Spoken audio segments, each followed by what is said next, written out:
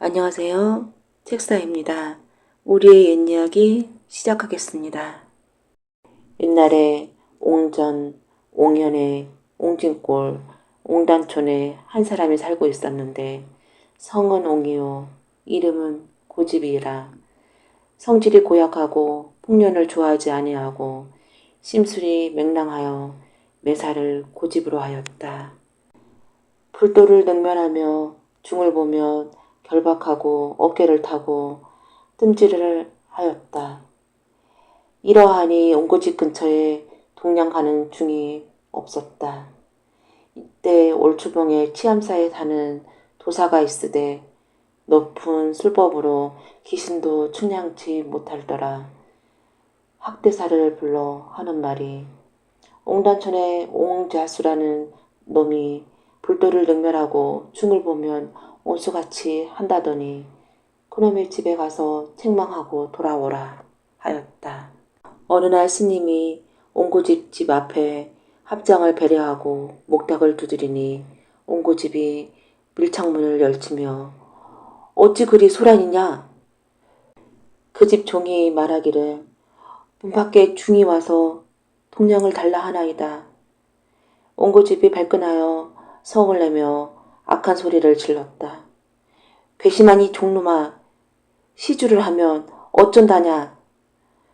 저 노장이 말하기를 황금 1,000냥을 시주하옵시면 소승의 절에 가서 수륙제를 올릴 적에 아무촌 아무날 축원을 올리며 소원대로 되나이다. 옹고집이 말하였다. 내 말이 가소롭구나. 내 말대로 하면 가난할 자가 누가 있으며 자식이 없는 자가 누가 있으리. 내가 내 행실을 이미 알았으니 동량을 주어 무엇하리. 자, 보거라. 내 무슨 자식이 있느냐. 나의 관상을 한번 받아오. 스님이 말하였다. 자수님의 상을 살펴보니 눈썹은 길고 미간이 넓으니 자식은 부족하고 면상이 좁으니 남의 말을 듣지 아니하고 수족이 작으니 말년에 상한 병을 얻어 고생하다 죽겠나이다. 옹고집이 성을 내며 종놈을 부르되 돌쇠야, 저 종놈을 잡아내라. 돌쇠가 달려들어 스님을 집 밖으로 내동댕이 쳤다. 학대사의 높은 술법으로 완연히 몸을 보전하고 돌아가서 사문에 들어가 재승을 영접하고 용고를 물으니 학대사가 대답하되 스승님의 높은 술법으로 몇 년대와 함께 정갈하여 강림도령을 차사놓아 옹고집을 잡아다가 지옥에 엄수하여 영불 출생하게 하옵소서. 그는 아니 된다. 스승이 이도 안 된다 저도 안 된다 하니 학대사가 괴이한 꾀를 내어 집 한 묶음을 내어놓고 허인을 만들어 보니 분명 옹고집이라. 부적을 써붙이니 이놈의 화상을 보소. 말머리 추곡턱에 할 날 없는 옹가라. 옹가집을 찾아가서 사랑문을 열고 분부할제. 늙은 종 돌쇠 뭉치 깡새야. 어이 그리 거만하냐. 말콩 주어 염을 써어라. 춘다나 방을 쓸어라 하여 천연이 앉으니 분명 옹고집이라. 진짜 옹고집이 들어오며 하는 말이 어떤 손님이 와서 사랑터에 요란케 하느냐. 가짜 옹고집이 앉으며 그대는 누구길래 예 없이 들어와서 주인인 채 하느뇨. 진짜 옹고집이 성을 내며 말을 하였다. 내가 나의 행세를 유언을 듣고 재문을 탈취하려고 나의 모습을 갖췄구나. 강세야, 이놈 잡아내라. 종놈들이 대답하고 달려드니 가짜 옹고집이 앉으며 말하였다. 강세야, 저놈 잡아내라. 노복들이 얼척없어 이도 보고 저도 보니 이 사람도 옹고집이고 저 사람도 영락 없는 옹고집이었다. 큰일 났다. 큰일 났소. 아시마님, 사랑해서 일이 났습니다. 우리 자숙님이 둘이 되었으니 이런 변이 세상에 또 있습니까? 마누라가 이 말을 듣고 대경실성하여 에고 이게 웬 말이냐. 부인이 바삐 사랑으로가 문틈으로 내다보니 내가 온 고집이다. 내가 온 고집이야. 하며 서로를 호령하니 언어, 동적, 이목구비 둘 다 자수와 똑같으니 마누라도 알아볼 수가 없었다. 이 일이 웬일인가? 우리 집에 이런 변이 또 있을까? 내 행실을 가지시기를 손뼉같이 굳은 마음을 두 난군을 무삼 잃고 이와 같이 질탄일세 며느라기가 말하기를 집안의 변을 보게 무슨 채무가 있으리까? 사랑문을 열고 들어가니 가짜 옹고집이 앉으며 아가 자세히 들어보거라. 나는 후배하여 따라올제 상사마의 한 피를 뒤뚱거려 실은 것이 모두 파삭파삭 절단내서 늦동이에 한복판에 떨어져서 쓰지 못하고 벽장에 넣었으니 그 또한 헛말이냐. 너의 애비가 나로다. 진짜 옹고집이 앉으며 에고 저놈 보소. 내가 할 말을 제가 다 하네. 내 얼굴을 자세히 보거라 아가. 내 시애비는 바로 내가 아니냐. 며느리가 말하되 우리 아버님은 두상에 금이 있고 금 가운데 백발이 있사오니 그 표를 보여주시옵소서. 진짜 옹고집이 앉으며 머리를 풀고 표를 보여주니 가짜 옹고집이 앉으며 요술을 부려 흰 털을 빼어다가 자기 머리에 붙이니 진짜 옹고집의 표가 쓸데없고 가짜 옹고집의 표가 분명하였다. 며느라가 내 머리를 자세히 보거라 하니 며느리가 앉으며 말하였다. 네, 우리 시아버님은 바로 이분입니다. 에고 가짜 옹고집을 제 애비 삼고 진짜 옹고집을 구박하네. 기가 막혀. 나 죽겠네. 진짜 옹고집이 이제는 안 되겠다 싶어 어머니를 찾았다. 나의 모친을 좀 모셔오거라. 이렇듯 가변 중에 내 애가 무엇이냐. 진짜 옹고집의 아들이 안으로 들어가 할머님 어서 자세히 살펴보세요. 가짜 옹고집이 아내를 보고 하는 말이 내 말 자세히 들어보소. 우리가 처음 만나 새방을 차릴 때 동숙할제 동품하자 하니 과연 불응하옵기에 내 다시 개유할제 좋은 말로 자네를 홀릴 적에 이 같은 어진 밤에 백년 이득이 또 있으랴. 어찌 서로 호송할까 하니 그제서야 동품하였다. 아내가 생각하되 과연 그런지라 진짜 남편이 이쪽이었다. 이렇듯 둘이 다 똑같으니 구별할 수가 없었다. 이때 김발감이 문 밖에서 옹자수 있는가 하니 가짜 옹자수가 앉으며 이게 누신가? 김발감 아닌가? 달포를 못 봤더니 그새 편안한가? 나는 요새 편치 못하네. 집안에 변이 있어. 이런 변이 또 있는가? 자네 나를 모르는가? 지기상조하는 뜻을 명백히 구별하여 저 사람을 쫓아주오. 진짜 옹고집이 이 말을 듣고 가슴을 탕탕 두드리며 에고 저놈 보소. 내가 한 말을 제가 앉아 좋은 말을 그렇듯하게 말하고 있으니 내가 어찌 한탄스럽지 않겠는가.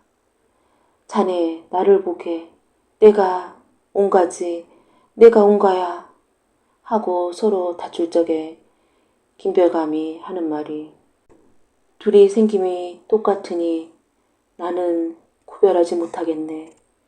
관가에 송사나 하여 보소.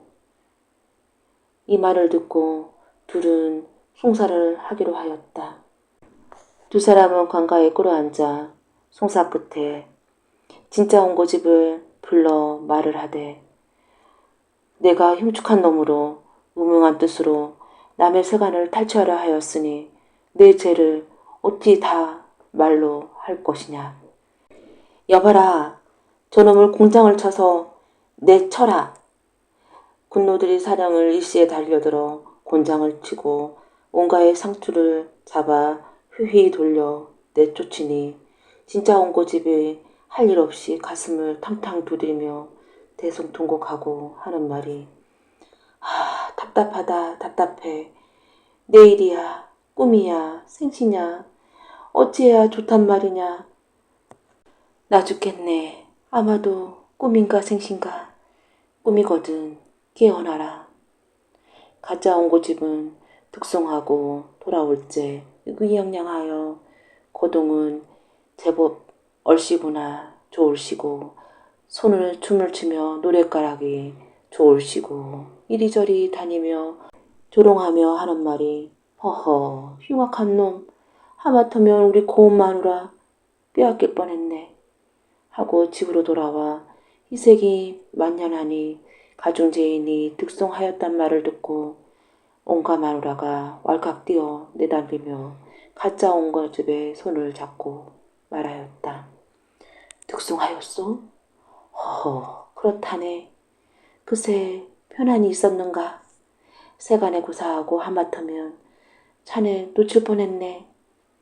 운님 멍찰하여 주시기로 자네 얼굴 다시 보니 이렇게 좋은 일이 또 있을까? 불행 중 다행이로소에. 가짜 온고집은 아내를 데리고 어느 수작을 하다가 원앙근처에 펼쳐놓고 동침하여 누웠으니 양인의 심사 깊은 정은 좋은 마음에 측량이 없도다. 이와 같이 즐기다가 잠깐 잠이 들어 꿈을 꾸니 하늘에서 호수아비에 무수하게 떨어져 내리거든 문득 깨달으니 난각일몽이라. 가짜 온고집을 보고 몽사를 이루니 가짜 온고집이 말하기를 그러할시 분명하면 아마도 잉태를 한 듯하나 꿈과 같을진데 호수아비 떼를 나올 듯하네. 가짜 온고집이 이같이 즐길째 진짜 온고집은 할 일 없이 세간 처자를 다 뺏기고 팔자 없는 곤장을 맞고 세상에 살아 무엇하랴. 에고 내 팔자야. 죽창매야 단표자로 만천천에 들어가니 산은 높아 천봉이요 고른 깊어 마랑이라. 인적은 고요하고 수묵은 우거지니 내 어찌 슬프지 않을 쪼냐. 후에 막금이로다. 하늘이 주신 죄를 마땅히 받겠나이다. 이놈의 죄를 생각하면 만번 죽어 마땅하나 명명하신 도사님이 제발 저를 살려주시옵소서. 늙은 모친 어린 처자 다시 보게 하옵소서. 온컨대 후로 돌아가도 유한이 없을까 하나이다. 제발 저 좀 살려주시옵소서. 만단으로 애걸하니 도사가 하는 말이 천지간의 못쓸놈아 이제 80당년 늙은 모친 냉동방에 구박할까. 불도를 들만 할까. 너 같은 못쓸놈은 응당 죽일 것이로되 정상이 강응하고 너의 처자가 불쌍하고 반송하니 돌아가 괴가천선하여라 하며 부적을 써주며 말하였다. 이 부적을 몸에 붙이고 내 집으로 돌아가며 괴이한 일이 있을 것이다. 이렇게 말을 하고 도사가 사라졌다. 진짜 온고집이 집에 들어와 제 집의 문전에 다다르니 가소롭다. 가짜 온가야. 이제 너도 온가라 장담할까 하며 들어가니 마누라가 이 고동을 보고 대경실석하여 하는 말이 에고 자수님 저놈 또 지랄하고 들어오니 이 일을 어찌하오리까. 이럴 즈음 방에 있던 가짜 온가가 갈데없고 없던 집 한 묶음이 놓여 있어 가짜 온가가 자식들도 호수아비 되니 자수가 부인을 보고 하는 말이 이복의 마누라, 그새 호수아비 자식을 저렇듯 무수히 낳았으니 그런가 한 가지로 얼마나 좋아하였는가. 한 상에 밥도 먹었는가. 부인이 어처구니 없이 묵묵부담하고 방 안으로 돌아가니 가짜 온가의 자식들을 살펴보고 아무리 보아도 호수아비 때가 분명하였다. 부인이 일변을 반갑고 일변은 부끄러워하였다. 조중의 수법으로 반복하여 모친께 효성하고 불도를 공경하여 개가천선하니 이 또한 칭찬하였다. 옛날 아주 먼 옛날에 선비들이 벼슬길에 오르려면 한양에서 치르는 대과시험에 합격해야 했다. 몇 년마다 한 번씩 대과시험을 치르는데 뽑는 사람은 적고 시험을 보려는 사람은 무수하게 많아서 대과급제라는 게 말처럼 쉬운 일 아니었다. 평생 쉬지 않고 공부를 하고서 끝내 시험을 뽑지 못한 사람들이 수두룩했다. 그때 시골 마을 한 선비가 살고 있었다. 가진 돈이 많지 않지만 머리가 좋은 데다 부지런히 공부해서 상당한 실력을 갖추었다. 선비는 이만하면 충분히 과거에 급제하리라 기대했지만 어찌된 일인지 시험을 볼 때마다 보기 좋게 낙방을 하고 말았다. 그렇게 나이 40을 넘기고 보니 집안 살림이 말이 아니었다. 아내가 쌍일을 해서 겨우 끼니를 이어갔지만 이렇게 버티는데도 한계가 있었다. 어느덧 다시 대과시험이 다가왔다. 선비는 이번이 마지막이라고 마음 먹고서 길을 떠날 채비를 하였다. 집에 돈량이 하나도 없는지 아내가 3단 같은 머리채를 뚝 잘라서 장에 팔아 노잣돈을 마련해 주었다. 미안하오. 내가 이번에는 꼭 반드시 극제하고 오리다. 부디 잘하고 오세요. 선비는 마음을 단단히 다잡으며 한양을 향해 길을 떠났다. 이번에 다시 과거 시험에 떨어지면 아예 살아서 돌아오지 않겠다고 마음을 먹었다. 선비는 수많은 다른 응시자와 함께 과거장에 들어갔다. 하지만 문제를 받아든 선비는 눈앞이 어지러지해지면서 아무 생각도 나지 않았다. 겨우 정신을 수습해서 답을 써내긴 했지만 평소에 가지고 있는 실력의 반도 발휘하지 못하고 말았다. 아니나 다를까 결과는 또 낙방이었다. 나는 안 돼. 이제 무슨 낯짝으로 아내를 볼꼬. 선비는 날이 저물자 조용히 남산을 향해 걸어가기 시작했다. 산기슭에 다다른 선비는 소나무에 끈을 매달아 놓고는 길게 탈식을 했다. 내가 여기서 이렇게 죽고 마는구나. 그때였다. 선비가 막 끈에다 목을 매달려고 하는 순간 갑자기 누가 달려와서 그를 확 붙잡았다. 그리고 그 뒤로 어떤 점잖은 양반 하나가 다가왔다. 지금 이게 뭐하는 짓이오? 그냥 놔두십시오. 그러지 말고 왜 그러는지 사연이라 좀 말해보구려. 양반이 그렇게 묻자 선비는 눈물을 글썽이면서 자신의 기막힌 사연을 털어놓았다. 그러니 내가 아내를 어찌 볼 수 있단 말입니까? 여기서 깨끗이 죽느니만 못합니다. 그러자 묵묵히 그 말을 듣고 있던 양반이 이상한 말을 꺼내는 것이었다. 죽기는 아직 이릅니다. 내가 들으니 임금님이 특별히 알성씨를 보인다고 합니다. 그걸 한번 보시구려. 그건 금시초문인데요. 내일 날이 밝으면 알게 될 겁니다. 그런데 아마 그 시험의 답이 솔개연이라 하죠. 아무튼 내일 꼭 시험 보시구려. 양반은 그렇게 말하고는 선비를 붙잡았던 종자를 데리고 사라져버렸다. 그 양반이 누군가 하면 나라의 임금이었다. 그 임금은 백성들 사는 모습을 직접 살피기를 좋아해서 임금의 복장 대신 평상복을 입고서 궁궐로 나와 세상을 돌아다니기를 좋아했다. 그날도 시종한 사람을 데리고 이리저리 다니다가 선비의 행색을 수상하게 여겨 뒤따라왔던 터였다. 다음날 아침 날이 밝자 과연 뜻하지 않는 방이 나부꼈다. 대왕께서 이번 대과에 아깝게 납방한 인재들에게 다시 한번 기회를 주기 위하여 알성수를 보인다 하니 선비들은 많이 참여하시오. 소식을 들은 선비들은 하나둘 과거 시험장으로 모여들기 시작했다. 전날 목에 매달아 죽으려고 했던 선비도 신기하게 여기면서 시험장으로 들어갔다. 선비들이 순번대로 한 명씩 어전으로 들어가서 임금이 내리는 시험을 치렀다. 다들 기대를 품은 표정으로 들어갔다가 나올 때는 모두 얼굴이 딱딱하게 굳어져 있었다. 도저히 답을 할 수 없는 문제라고 혀를 내둘렀다. 선비는 마음속으로 솔개연, 솔개연 소리를 외면서 순변을 기다렸다. 그리고 마침내 차례가 되어 안으로 들어갔다. 자, 이게 무슨 글자인지 맞춰보아라. 고개를 들어 임금을 바라본 선비는 그만 깜짝 놀랐다. 어제 남산기슭에 만났던 양반이 거기 앉아있기 때문이었다. 그 순간 그는 임금이 자신을 위하여 시험을 베풀었다는 사실을 깨달았다. 임금이 내보인 종이에는 낯선 글자 하나가 씌어져 있었다.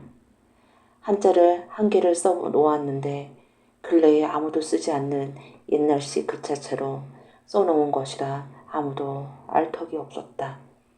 하지만 선비는 달랐다. 전날 벌써 답을 들었으니 말이다. 선비는 회심의 미소를 지으며 솔개연을 말하려고 했다. 그런데 이게 웬일인가? 갑자기 머리가 꽉 막히면서 솔개란 말이 떠오르지 않는 것이었다. 그게 그래, 무슨 연이란 말이냐? 그게 임금이 불어 시간을 주었지만 한 번 막힌 머리가 열리지 않았다. 하늘에 뱅뱅 도는 새라는 생각이 나는데 솔개라는 말이 죽어도 생각이 나지 않았다. 자, 빨리 말하거라. 그게 뱅뱅. 그러다가 그냥 이렇게 대답하고 말았다. 뱅뱅이 연입니다. 그러자 임금이 혀를 차면서 말하였다. 에이, 안 되겠다. 나빠.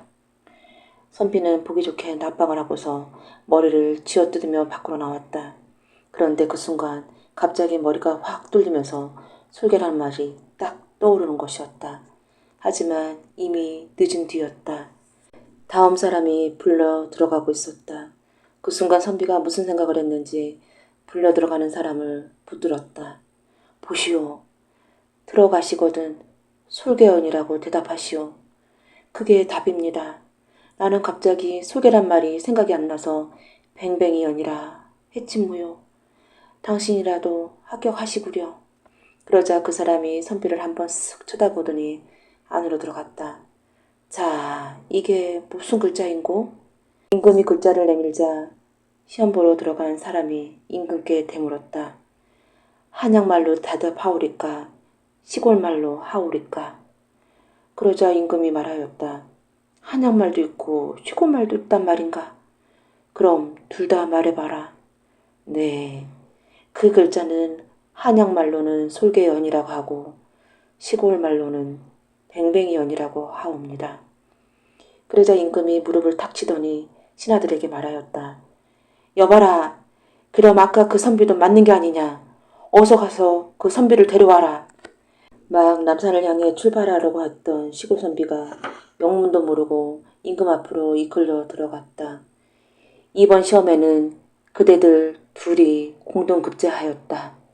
앞으로 짐을 잘 볼필하도록 하여라. 그렇게 해서 두 선비는 함께 벼슬길에 나아가 집안을 일으켰다고 한다. 머리를 잘라 팔았던 아내가 대갓집 안주인이 되었음은 물론이었다.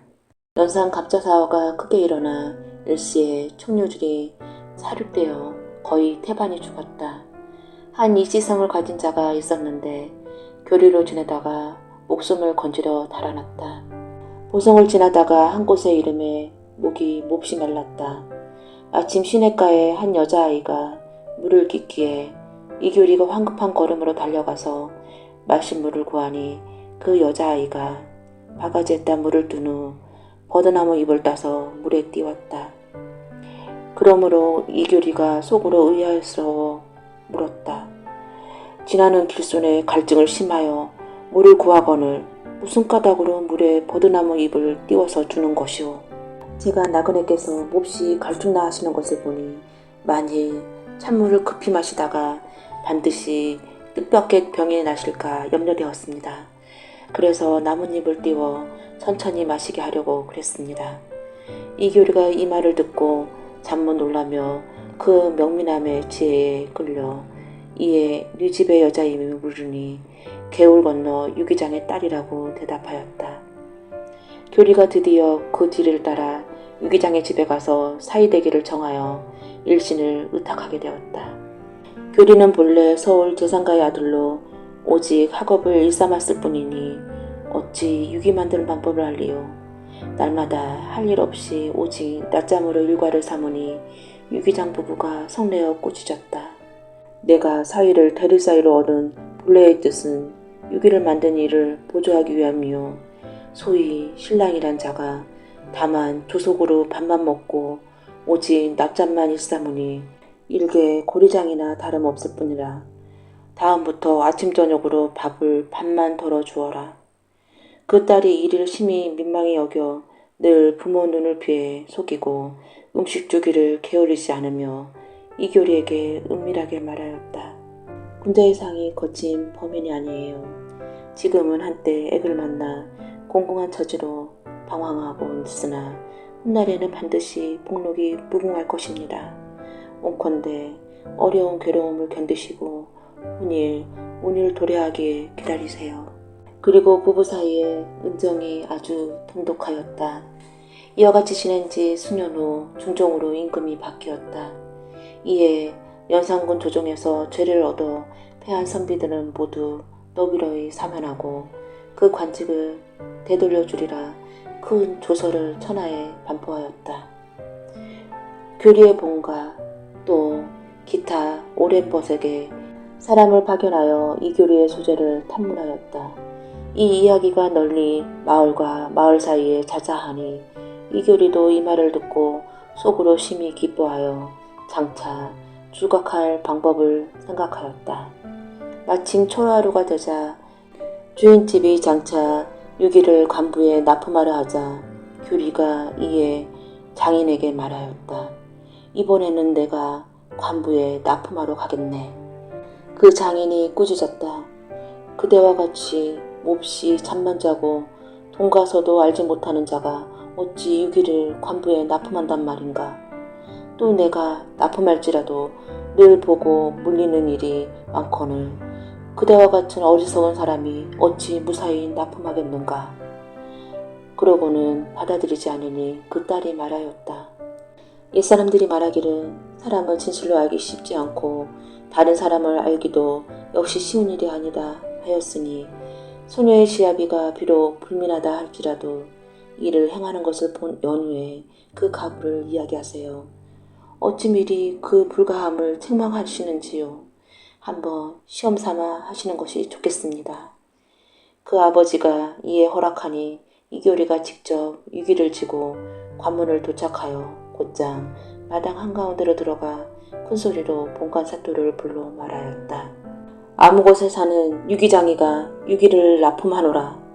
본관 사또는 곧 이교리와 평소 절친한 무변이었다. 본관이 그 소리를 들은 뒤 얼굴을 살펴보니 크게 놀라 버선발로 당에서 내려와 손을 모으고 탄식하고 눈물을 흘리며 그대가 목숨을 구하고 있으니 도망 후에 종족을 어느 곳에 감추었다가 오늘에야 어찌 이렇게 행색으로 나온 것인가. 조정에서 그대를 찾은 지 이미 오래되었으니 속히 상경하게. 그리고는 술과 음식을 내와 잘 대접하고 또 의관을 가져와 옷을 바꿔 입게 하였다.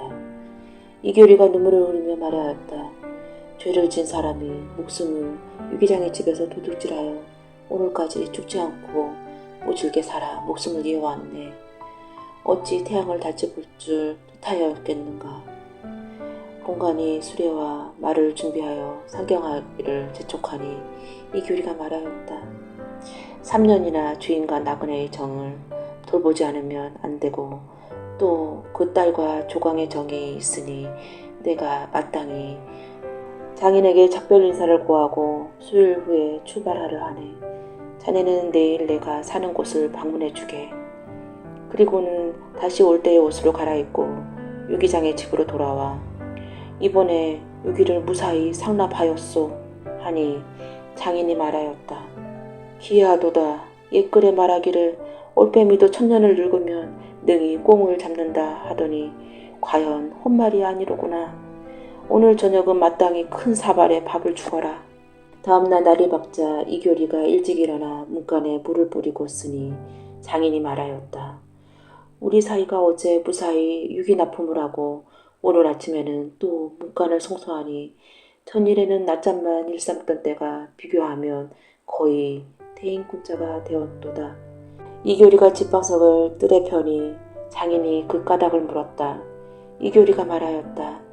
금일 본관이 장차 행차하기에 이와 같이 하오. 이렇게 말을 하니 장인이 냉소하며 그대가 꿈속을 말하는구나. 본관의 주의가 어찌 우리같이 천인의 집에 행차할 까닭이 있으리요. 이는 천가지에 가깝기도 하고 만가지도 가깝지 않는 사리에 전혀 맞지 않는 황당한 이야기라. 지금 생각하니 어제 유기를 무사히 납품했다는 것이 필연 노상에 버리고 돌아와 과정된 헛말이 아닌가 싶다. 장인이 말을 마치기도 전에 문 밖에 물러거라 하는 벽제 소리가 들리더니 관부가 공방하전이 채색 반석을 가지고 급히 달려와 방 안에 펴며 말하였다. 본관사또의 행차가 문 밖에 이미 도착하였다. 이러하니 장인의 부처가 크게 놀라 올곧빛이 변하여 머리를 잡고는 울타리 사이에 숨었다. 잠깐 동안 앞을 안도하는 소리가 문에 이르려니 본관이 말에서 내려 방 안으로 들어와 이교리의 손을 잡고 한눈에 마친 후 교리에게 말하였다. 제주씨와 상면하고 싶네. 교리가 이에 그 아내를 하여금 와서 뵙게 하니 아내가 검소한 차림으로 와서 절하였다. 그 몸가지는 태도가 단아하여 상천의 여자와는 크게 다르니 본관이 감사의 말을 전하였다. 이 학사가 어느 처지에 있어 다행히도 제수씨의 힘을 얻어 오늘에 이르렀으니 비록 의기남자가 이보다 더하지 못할 것이니 어찌 경탄치 않겠소. 그 딸이 옷깃을 여미고 대답하였다. 미천한 여자로 군자의 건지를 얻어 오신 지 3년에 귀한 본인인 줄 전혀 알지 못하고 대접하고 일을 처리하는 절차를 무례가 많았습니다. 어찌 감히 본관사또의 치하 말씀을 받겠습니까? 이러하자 본관이 큰소리로 칭찬하고 갈래를 명하여 유기장의 부부를 불렀다.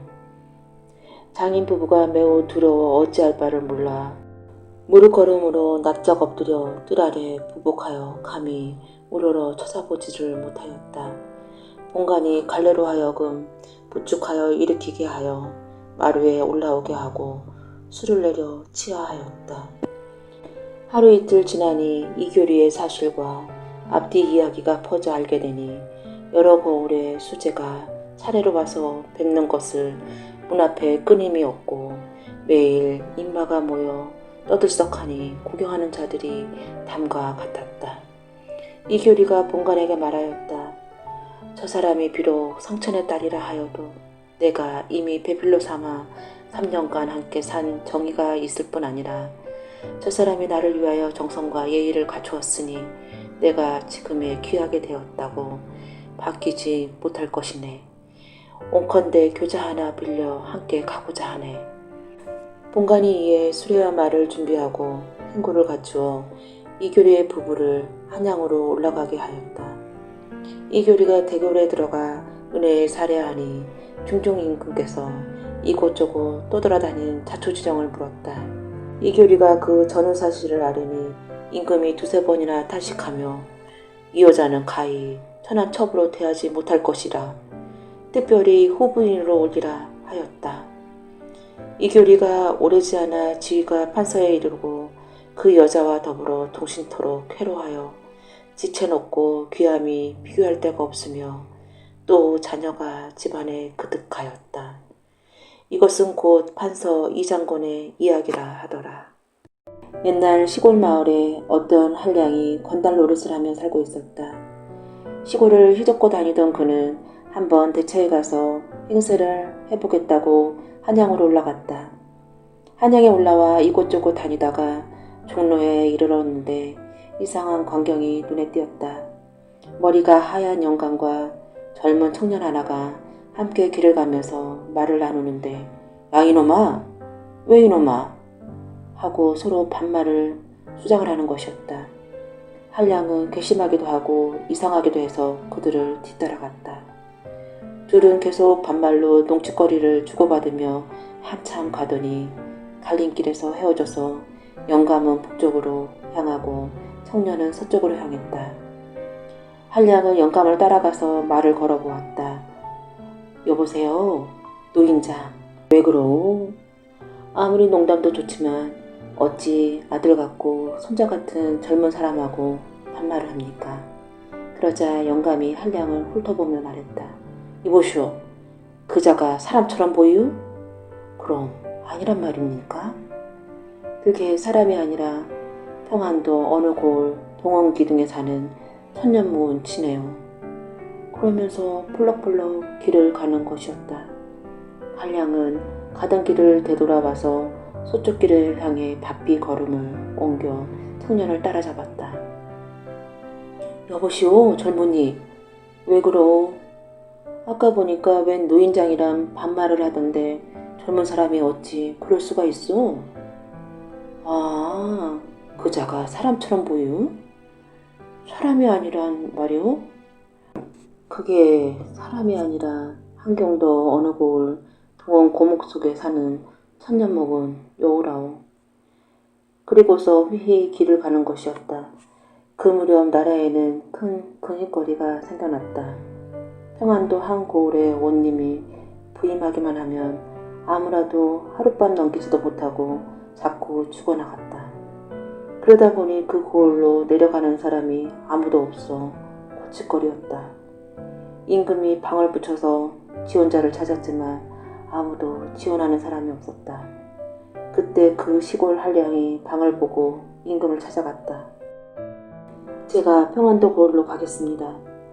무사 30명만 딸려 보내주십시오. 임금이 반가이 여겨 허락을 하자 한량은 바로 평안도 고을로 향했다. 고을에 당도한 한량은 관가에 있는 사람들을 다 불러 모아 정고를 하기 시작했다. 눈을 크게 뜨고 살펴보니 전날 종로에서 만났던 청년이 눈에 띄었다. 한량은 부하를 시켜 몰래 그 청년 뒤를 밟게 했다. 얼마 지나지 않아서 부하가 헐레벌떡 달려왔다. 그자가 갑자기 사라졌습니다. 어디서 어떻게 사라졌느냐? 동원의 서쪽 기둥으로 들어가는가 했더니 감쪽같이 사라지고 없습니다. 알았다. 그날 저녁 한량은 서울에서 데리고 온 무사들에게 명을 내렸다. 너희들은 동원 서쪽 기둥 근처에 매복해 있다가 기둥에서 무엇이 나거든 사정 보지 말고 찔러라. 명을 받은 무사들이 의아하게 생각하면서 숨어 기다리는데 삼경 무렵이 되자 정말로 기둥에서 무언가가 스르르 움직이기 시작했다. 그 모습을 먼저 발견한 무사가 신호를 보내자 30명이 동시에 달려들어 그 물체를 찌르기 시작했다. 그러자 그 물체는 괴이한 비명 소리를 내며 바닥으로 떨어졌다. 살펴보니 눈구르기만한 커다란 지네가 검은 피를 흘리며 죽어 있었다. 한량은 그렇게 지네를 퇴치한 후 편안히 고을 오는 노릇을 하고 있었다. 그런데 한경도 한 고을에 또 비슷한 일이 벌어지기 시작했다. 원님이 내려가는 족족 하룻밤을 넘기지 못하고 죽어나가는 것이었다. 임금은 급히 한량에게 명을 내려 한경도 고을에 부임하도록 하였다. 다시 무사를 거느리고 한경도 땅에 부임한 한량은 고을 사람들을 종거하기 시작했다. 눈을 부릅뜨고 샅샅이 살펴보니 전날 종로에서 만났던 노인이 눈에 띄었다. 한량이 다시 부하를 시켜 그 노인 뒤를 밟게 했다. 얼마 후에 노인이 동원 뒤뜰의 고목나무 뒤로 사라졌다는 보고가 올라왔다. 한량은 무사들에게 고목 근처에 숨어 있다가 무엇이 나오든 찔러 죽이라고 명을 했다. 무사들이 숨어서 기다리고 있자니 상경 무렵 고목나무 속에서 새 한 마리가 펄러덩 날아 나왔다. 무사들은 얼른 활을 쏘고 창을 휘둘러 새를 떨어뜨렸다. 무사들이 가까이 다가가 보니 꼬리가 6 달린 여우 한 마리가 죽어 있었다. 그런데 그 순간 고목에서 다시 새 한 마리가 펄러덩 날아 나오더니 공중으로 날아 올라갔다. 무사들이 깜짝 놀라 활을 쏘았지만 새는 화살을 피해 하늘로 사라졌다. 아무도 미처 생각하지 못했던 일이었다. 내가 큰 후환을 남겼구나. 그 일이 있는지 얼마나 지났을까. 중국에서 우리나라로 사신이 나와서 그 한량을 찾기 시작했다. 중국 천자가 새로 얻은 항우가 요괴한테 시달리고 있는데 조선에 요괴를 잘 잡는 인재가 있다니 보내달라는 것이었다. 사신까지 보내서 특별히 부탁을 하는 터에 들어주지 않을 수가 없었다. 그렇게 해서 시골 한량이 중국으로 향하게 되었다. 한량이 곰곰이 생각하니 아무래도 전에 놓친 여우의 장난이 분명했다. 하지만 그 여우를 어떻게 찾아내서 물리쳐야 할지 방법을 알 수가 없었다. 그냥 무작정 부딪혀볼 수밖에 없는 형편이었다. 한량이 한양을 떠나 만주벌판을 지날 때였다. 밤에 잠이 안 와서 달 구경을 하고 있는데 어디선가 누가 슬피 우는 듯 이상한 소리가 들렸다. 그 소리는 무인지경의 들판으로부터 들려오고 있었다. 이상하게 여긴 한량이 소리가 나는 쪽을 찾아서 살펴보았지만 소리를 내는 물체는 찾을 수가 없었다. 한량은 날이 밝았지만 길을 떠나지 않고서 밤이 되기를 기다렸다. 아니나 다를까 다시 울음소리가 쟁쟁 울려 퍼지기 시작했다.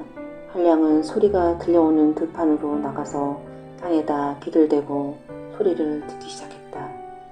그러면서 그 소리 나는 쪽으로 조금씩 다가갔다. 그러다가 보니 무언가 손에 탁 잡혔다. 땅에 반쯤 묻혀있는 녹슨 자물쇠였다. 이건 뭐지? 그러자 뜻밖에도 그 자물쇠가 난 자물쇠요 하고 말을 했다. 아니 웬 자물쇠가 말을 한단 말이냐. 어찌 된 일이지? 내가 하도 오난을 맺혀서 이렇게 되었습니다. 자물쇠란 열쇠를 가지고 열었다 닫았다 하는 법인데 나는 세상에 생겨난 뒤로 한 번도 열어보지도 못했으니 어찌 천수의 하늘 아니겠습니까? 그것도 그렇구나.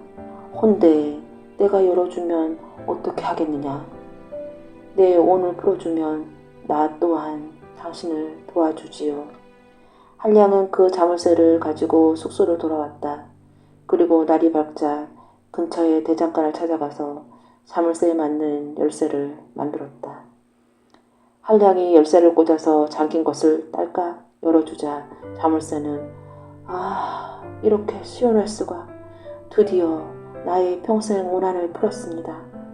그러면서 한량에게 거듭 살해를 하는 것이었다. 그날부터 자물쇠는 한량의 길 안내를 도맡아 했다. 자물쇠가 시키는 대로 하면 어김없이 탄탄대로가 나타났다. 그런데 하루는 자물쇠가 한량으로 하여금 큰 길을 벗어나 산속 외딴 오두막으로 들어가도록 했다.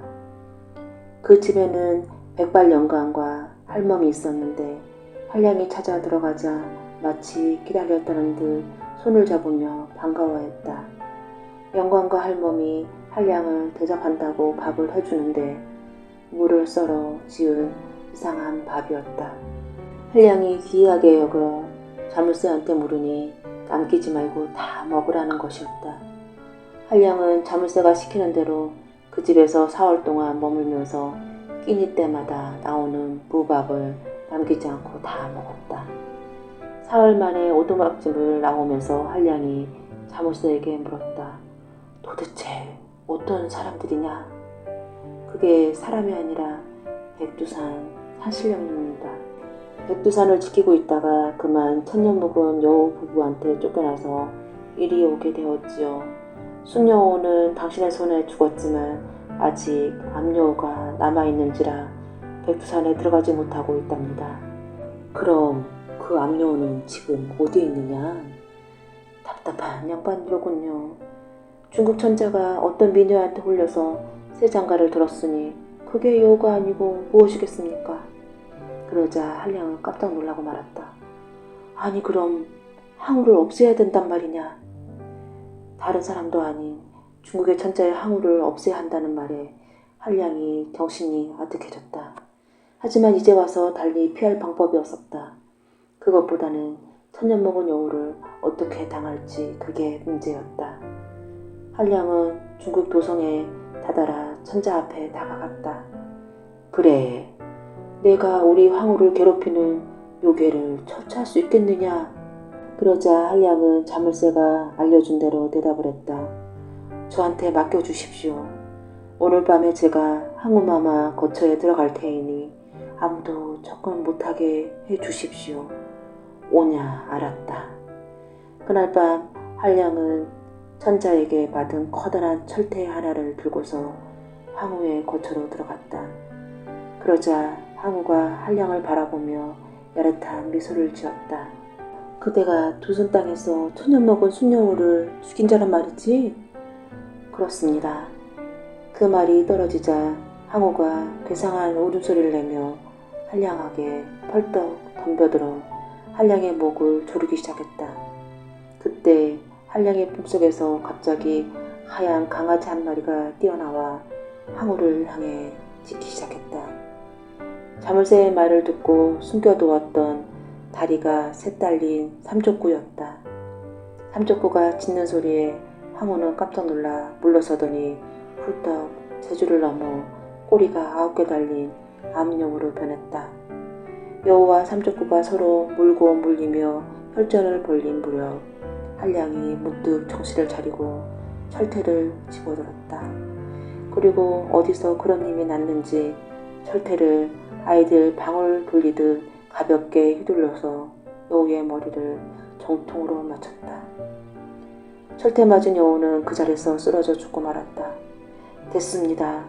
여우를 물리쳤어요. 그래. 그런데 이상한 일이야. 내가 어디서 이런 힘이 나온 걸까? 아직도 모르겠어요. 전날 오두막에서 산신령한테 얻어먹은 밥이 동산밥이었답니다. 어허, 그리 된 일이었군. 다음날 항우전에 쓰러져 있는 꼬리 9 달린 백여우를 발견한 중국 천자와 신하들은 모두 깜짝 놀랐다. 다름 아닌 항우가 천년 먹은 여우였다고 하는 말을 더더욱 놀라 몸소리를 쳤다. 중국 천자는 조선의 한량 덕분에 나라를 구했다며 공을 치하하며 상을 주었다. 그렇게 해서 시골 한량은 중국 땅에까지 가서 큰 상을 받고 오래오래 잘 살았다고 한다. 옛날 한 마을에 사마장자와 마마장자라는 사람이 살았다.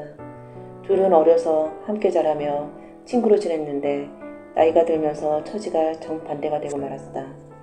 사마장자는 그러지 않아도 많던 재산이 자꾸만 늘어나서 근동에서 제일 가는 큰 부자가 되었는데 마마장자는 집안 살림이 자꾸자꾸 기울어 하루하루 끼니도 있기 어려운 지경이 되고 말았다. 때는 한겨울이라 먹을 것이 몹시나 귀한 때였다. 마마장자 집에는 이미 곡식이 떨어진 지 오래여서 온 집안 식구가 며칠째 입에 풀칠도 못한 채 쫄쫄 굶는 중이었다. 마마장자는 뼈와 가죽이 서로 맞붙다시피 한 처자식을 더는 두고 볼 수가 없어 먹을 것을 구하려 집을 나섰다. 그가 찾아본 곳은 어릴 적 친구인 사마장자의 집이었다. 여보게, 사마장자 안에 있는가? 말세. 그러자 사마장자가 사랑본 문을 빼꼼 열더니 마마장자를 위아래를 훑어보면서 의아한 표정을 짓는 것이었다. 아니 누신데 남의 이름을 함부로 부른단 말이오. 여보게 날세, 나 마마장자를 모른단 말인가. 사마장자는 낯빛이 조금도 바뀌지 않고 차가운 목소리로 말했다.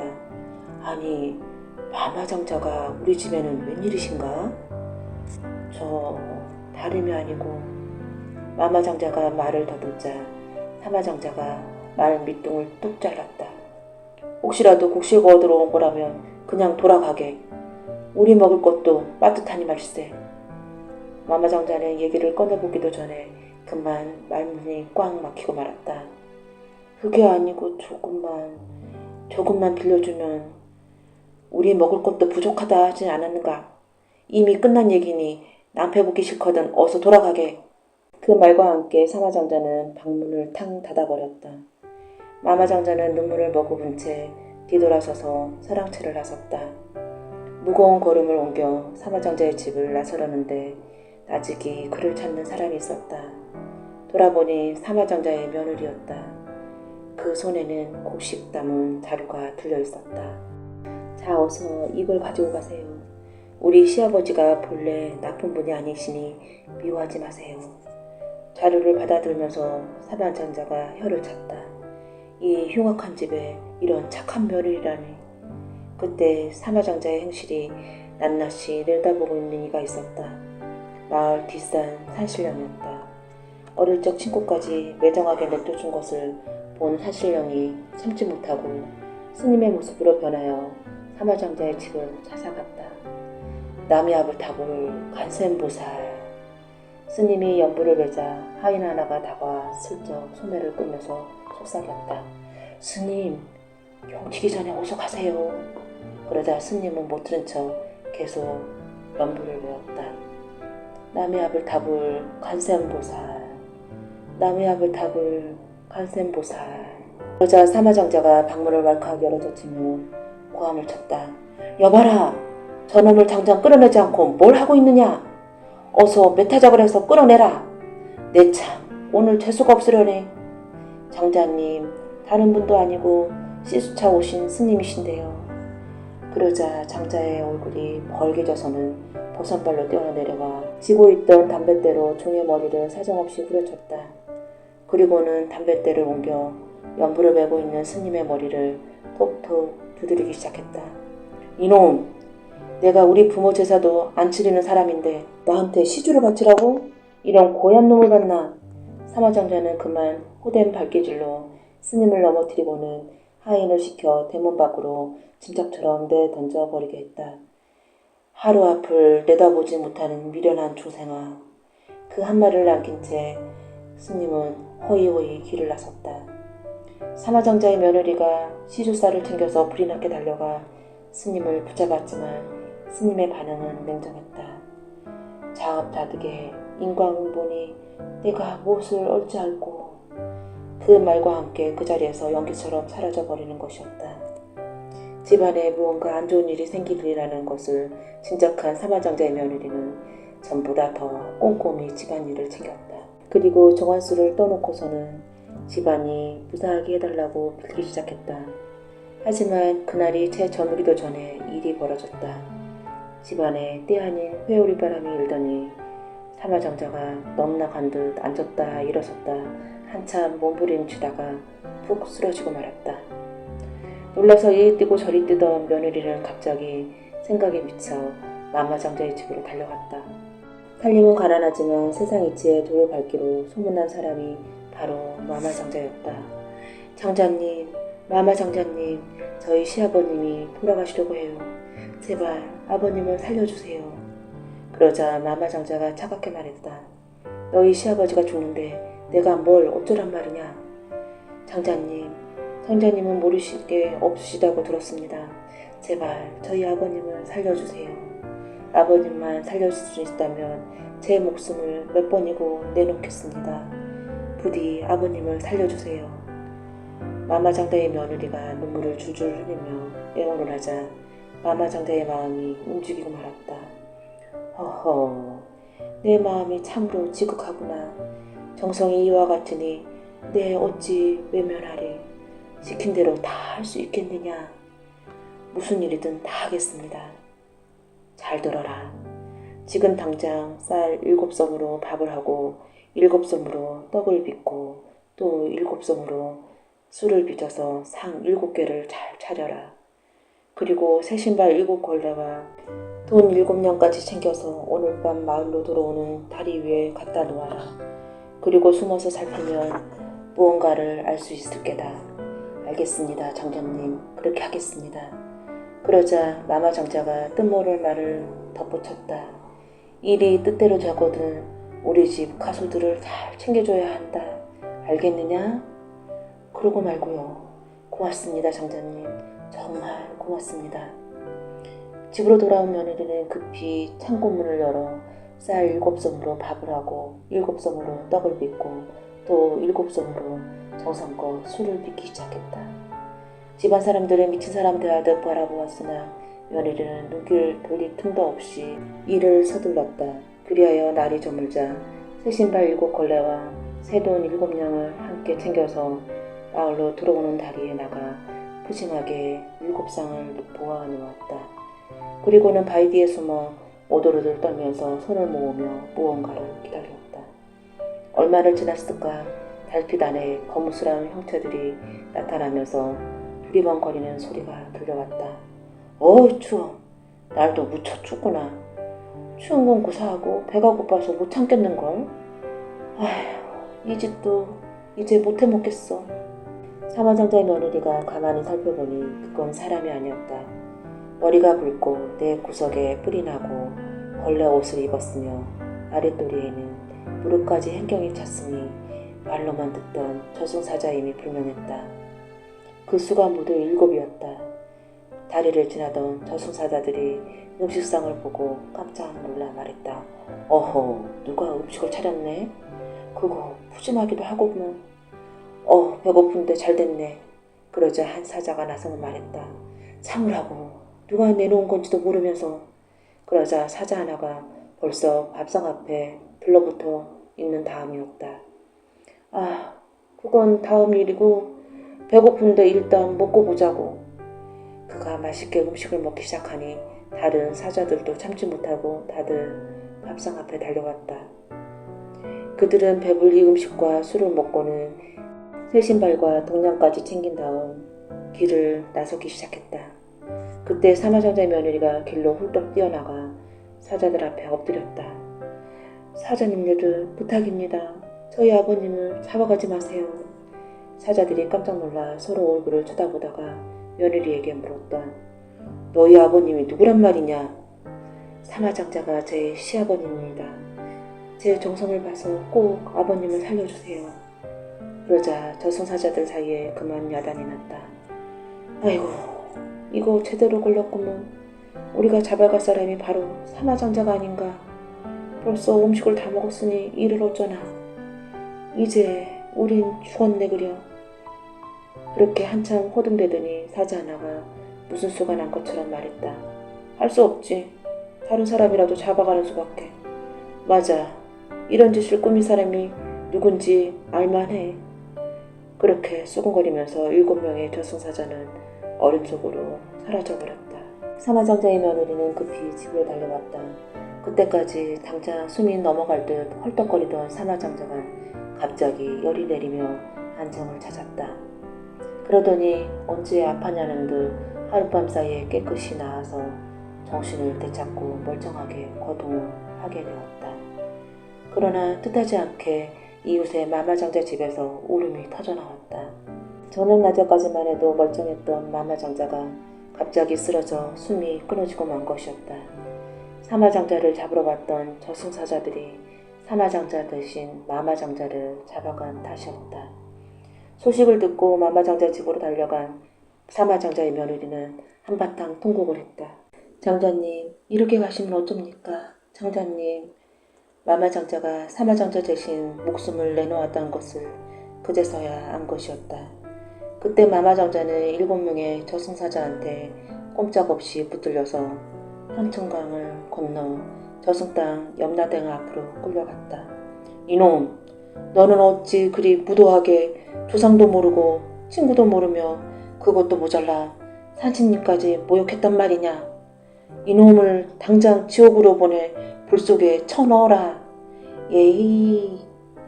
저승사자들이 막 마마장자를 끌고 가는데 웬 노인 하나가 신발도 신지 않은 채 헐레벌떡 달려와 염라대왕한테 원정을 올렸다. 대왕님, 통촉하십시오. 누구는 재물이 많아서 죽을 목숨을 살아나고 누구는 조상 제사를 잘 받들고도 가난해서 잡혀오다니 세상에 어찌 이런 일이 있단 말이십니까? 그러자 염라대왕이 어리둥절해서 물었다. 그건 또 무슨 말이냐? 지금 잡혀나간 사람은 사마장자가 아니라 저희 자손인 마마장자란 말씀입니다. 놀란 염라대왕이 마마장자를 잡아온 사자들을 불러들였다. 여봐라, 너희가 잡아온 사람이 사마장자가 아니더냐? 그게 어찌된 일인지 이실직고 해라. 저승사자들이 속이지 못하고 바닥에 엎드려서 사실대로 말하자 염라대왕은 불같이 화가 났다. 이런 못난 놈들 같은 이라고 너희들을 어찌 믿고서 일을 맡긴단 말이냐. 당장 이놈들을 하옥하라. 그렇게 해서 저승사자들은 음식 한번 잘못 얻어먹은 죄로 속절없이 감옥에 갇히고 말았다. 염라대왕이 신하들한테 명을 내렸다. 마마장자는 죄 없이 잡혀왔으니 다시 세상으로 돌려보내라. 그러면 사마장자는 어떻게 합니까? 그것도 제복이니 어쩌하겠느냐. 내버려 두어라. 지옥에 갇힐 뻔하다가 겨우 풀려난 마마장자는 또 다른 사자들에게 이끌려 황천강으로 향했다. 사자들은 마마장자를 이끌고 메나무 다리를 건너다가 다시 장자를 확 밀어서 간물 속으로 풍덩 빠뜨렸다. 물에 빠져서 허우적대며 비명을 지르는 순간 숨이 끊어진 채 누워있던 마마장자가 외마디 소리를 지르며 눈을 번쩍 뜨고 살아났다. 사람들이 막 연습을 하기 위해 시신을 묶으려던 순간이었다. 그때껏 마마장자의 시신을 지키며 울고 있던 사마장자의 며느리는 마마장자가 살아나자 그 손을 붙들고서 감격의 눈물을 흘렸다. 마마장자 또한 웃으면서 사마장자 며느리의 손을 쓰다듬어 주었다. 너는 그야말로 복덩이로구나. 며느리로부터 그간의 사연을 전해들은 사람들은 모두 다 무릎을 치면서 탄복했다. 죽을 뻔하다가 살아난 사마장자가 지난 행실을 깊이 뉘우쳤음을 물론이다. 사마장자는 자기 재산 반을 뚝 떼어서 마마장자에게 나누어 주었다. 그 후 두 집은 한 집안처럼 어울려 살면서 세상 사람들에게 널리 덕을 베풀고 잘 살았다고 한다. 옛날 어느 마을에 할아버지와 할머니가 가난하지만 오순도순 정답게 살고 있었다. 한 가지 아쉬운 것은 자식이 없는 것이었다. 그래서 마음 한구석이 늘 허전했다. 하루는 할아버지가 산으로 나무를 하러 갔다. 뽀로롱 뽀로롱 삐요 삐요 삐요. 나뭇가지에 파랑새 한 마리가 앉아 울고 있었다. 파랑새는 마치 할아버지에게 따라오라는 듯이 천천히 앞에서 날기 시작했다. 파랑새는 깊은 산속으로 할아버지를 데리고 갔다. 할아버지가 목이 말라 주변을 돌아보니 마침 작고 예쁜 옹달샘이 보였다. 할아버지는 엎드려서 샘물을 마셨다. 거참, 그 물 한 번 달고 시원하구나. 할아버지는 맛있는 샘물을 두어 번 더 마셨다. 물을 마시고 나니 너무 졸려서 할아버지는 샘가에 쓰러져 깊은 잠에 빠져버렸다. 잠에서 깼을 때에는 이미 어둑어둑해졌다. 할아버지는 서둘러 집으로 돌아갔다. 할멈, 나왔소. 늦어서 걱정했지요. 할아버지를 본 할머니는 깜짝 놀라 소리를 쳤다. 아니, 댁은 누구요? 할아버지는 할머니가 자기를 몰라보자 답답해서 거울을 보았다. 할아버지는 벌어진 입을 다물지 못했다. 거울 속에는 까만 머리카락에 주름 하나 없는 젊은 청년이 앉아 있었다. 할아버지는 산속에서 있었던 일을 들려주었다. 다음날 할머니도 그 산물을 마셨다. 잠시 뒤 잠에서 깬 할머니는 예쁜 각시가 되어 있었다. 우리 둘 다 30년은 젊어졌구려. 그런데 이웃마을에 사는 욕심쟁이 할아버지가 그 이야기를 들었다. 욕심쟁이 할아버지도 산물을 먹으러 갔다. 그런데 며칠이 지나도록 돌아오지 않았다.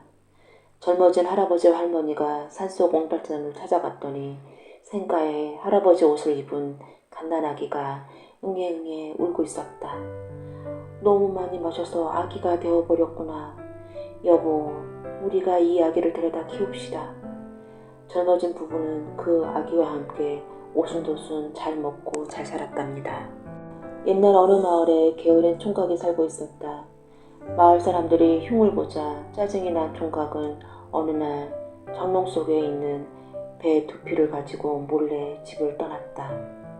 고개를 넘자 초가집 한 채가 있었다. 집안에서는 할아버지가 무언가를 만들고 있었다. 할아버지, 그게 뭐예요? 새머리 탈이라네. 일하기 싫은 사람이 이 탈을 쓰면 아주 좋은 수가 생기지. 귀가 솔깃해진 총각이 말했다. 제가 한번 써보면 안 될까요? 할아버지는 총각에게 얼른 새머리 탈을 씌우고 깔고 앉아있던 쇠가죽을 총각 등에 척 걸쳤다. 총각은 금세 누런 소로 변했다. 그러자 할아버지는 쇠고삐를 끌고 장으로 갔다. 소가 된 총각은 억울해서 목이 터져라 외쳤다. 빨리 나를 사람으로 되돌려주세요. 그러나 소 울음소리로 들릴 뿐이었다. 할아버지는 소가 된 총각을 농부에게 팔아버렸다. 이 소는 물을 먹으면 큰 탈이 납니다. 그러니 무밭 근처에도 가면 안 됩니다.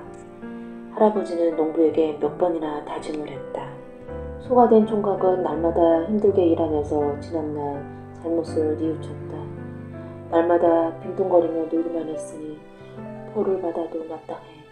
다시 사람으로 태어난다면 일도 잘하고 부모님께 효도하며 살 거야. 그때 저쪽에 무밭이 보이자 할아버지 말이 생각났다. 총각은 밭으로 달려가 물을 우적우적 씹어 먹었다. 깜짝 놀란 농부가 무밭으로 달려왔다. 그랬더니 손은 없고 웬 낯선 총각이 서 있었다. 집으로 돌아온 총각은 부지런히 일하며 부모님과 함께 오래오래 잘 살았다. 옛날 어느 마을에 마음씨 착한 나무꾼이 살고 있었다. 어느 날 나무꾼이 연못가에서 나무를 하는데 도끼자루가 뚝 부러지더니 도끼가 연못에 빠져버렸다. 아이고, 내 도끼. 나무꾼이 어쩔 줄 몰라 울고 있는데 연못 한가운데서 산신령이 나타났다. 왜 울고 있느냐? 도끼를 연못에 빠뜨렸습니다. 그렇다면 내가 찾아주마. 산신령은 연못 속으로 사라졌다. 산신령은 번쩍번쩍 빛나는 금도끼를 들고 다시 나타났다. 이 도끼가 내 도끼냐? 아닙니다. 그 도끼는 제 도끼가 아닙니다. 산신령은 잠시 뒤 은도끼를 들고 나타났다. 그러나 나무꾼은 이번에도 아니라며 고개를 저었다. 산신령은 다시 한번 연못 속으로 들어가더니 이번에는 나무꾼의 쇠도끼를 들고 나왔다. 그 도끼가 제 도끼입니다. 그러자 산신령은 껄껄 웃으며 말했다. 참으로 마음씨가 바르구나. 산신령은 금도끼와 은도끼를 모두 나무꾼에게 주었다. 옆마을의 욕심쟁이 나무꾼이 이 소식을 들었다. 욕심쟁이 나무꾼은 나무를 찍는 척하다가 일부러 도끼를 연못에 빠뜨렸다. 아이고, 이를 어쩌나, 내 도끼. 잠시 뒤 나타난 산신령에게 욕심쟁이 나무꾼은 금도끼, 은도끼, 쇠도끼가 모두 자기 것이니 찾아달라고 말했다. 이를 괘씸하게 여긴 산신령은 그대로 사라져버렸다. 욕심쟁이 나무꾼은 금도끼와 은도끼를 얻기는커녕 자기 도끼도 잃고 말았다. 옛날 어느 마을에 가난한 농부가 길을 가다가 빨간 부채와 파란 부채를 주었다. 농부는 파란 부채를 꺼내 붙였다. 그랬더니 갑자기 코가 쑥 길어지는 것이었다. 놀란 농부가 얼른 파란 부채를 붙였다. 그러자 코가 원래대로 돌아왔다. 참 신기한 부채로구나. 농부는 부채를 붙여서 코를 늘렸다 줄였다 하며 좋아했다.